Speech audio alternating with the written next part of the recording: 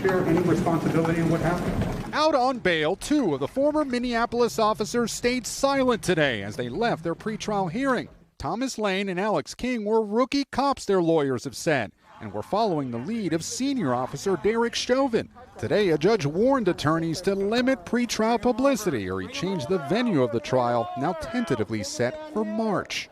This is just absolutely insane that we all are gathered here to talk about my nephew getting murdered by a damn madman in the middle of the street. For what reason? Because of the color of his skin.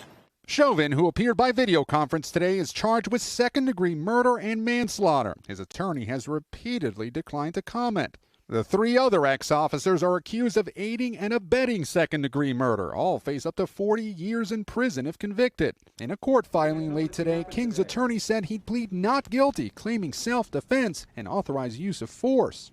A lawyer for Toe Tao, who remains in custody, would not comment, except to offer condolences to George Floyd's family. What they did to him and the way they did it, it was bigger than racism. It was about humanity. A few days ago, the city council here voted to take the first steps to defund the police department. Do you think that police in this country are under attack right now? I sure do, yeah. Lieutenant Bob Kroll is the head of the Minneapolis Police Union. He estimates about a quarter of the department is preparing to either quit or retire due to low morale.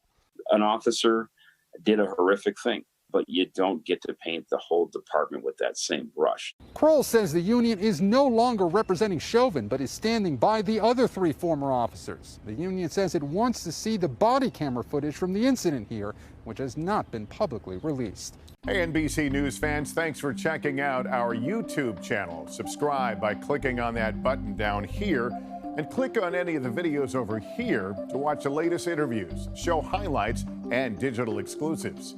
Thanks for watching.